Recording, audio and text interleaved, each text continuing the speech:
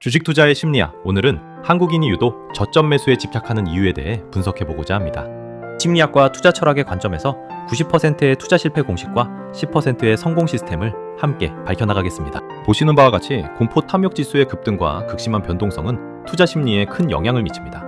우리는 합리적인 시스템과 장기적인 안정성을 통해 이러한 감정적 함정을 극복하는 방법을 모색할 것입니다. 본 내용은 행동경제학과 투자 전략을 심도 있게 다루고자 합니다. 시장 유동성과 감정 개입의 관계를 통해 포모 스파이크 진단에 대해 알아보겠습니다. 부동산과 달리 주식은 언제든 사고 팔 수 있는 높은 유동성을 가집니다. 이러한 즉각성이 인간의 감정 개입을 극대화하죠. 특히 배아픔 지수, 즉 포모는 공포보다 더 강력하고 파괴적인 감정 에너지입니다. 화장실에서 지인이 삼성전자 3만 주를 보유했다는 소식을 듣고 자신의 보유량을 다급히 계산하게 만드는 바로 그 원초적인 심리 상태입니다. 보시는 그래프처럼 시간의 흐름에 따라 시장 유동성과 포모 지수가 어떻게 상호작용하며 감정의 강도를 높이는지 확인할 수 있습니다. 결국 주식은 철저한 심리 게임이라는 것을 명심해야 합니다. 투자에 대한 서양의 직선적 세계관과 동양의 순환적 세계관을 비교해 보겠습니다. 서양에서는 오르는 것은 계속 오르고 떨어지는 것은 계속 떨어진다고 봅니다. 이로 인해 무모함이라는 위험에 빠질 수 있습니다. 반면 동양은 세용지마처럼 오름과 내림이 반복된다는 순환적 세계관을 가집니다. 언젠가 더 떨어질 바닥이 올 것이라고 생각하죠.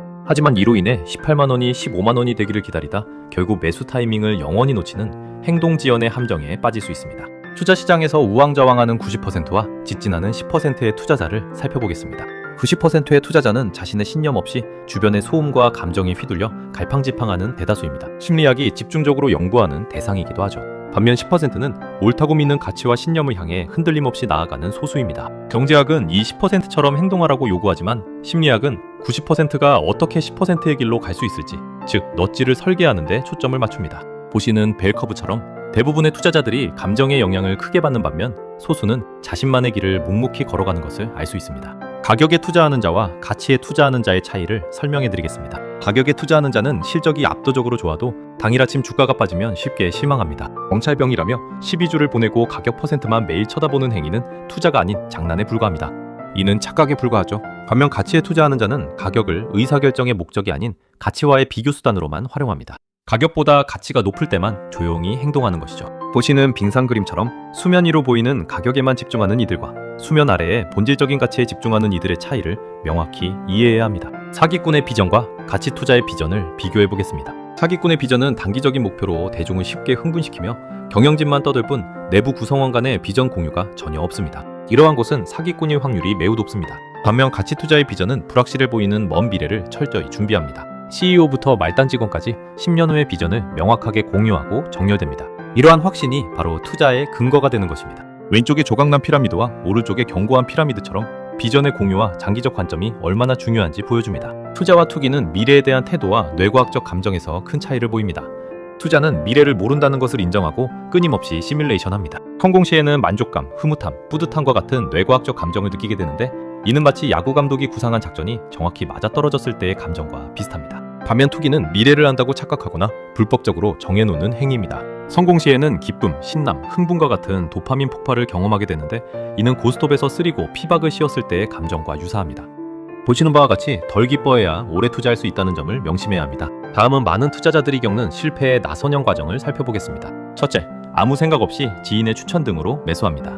둘째, 운으로 큰 수익이 발생합니다. 셋째, 선택의 근거가 없었으므로 배울 것이 없고 복귀가 불가능합니다.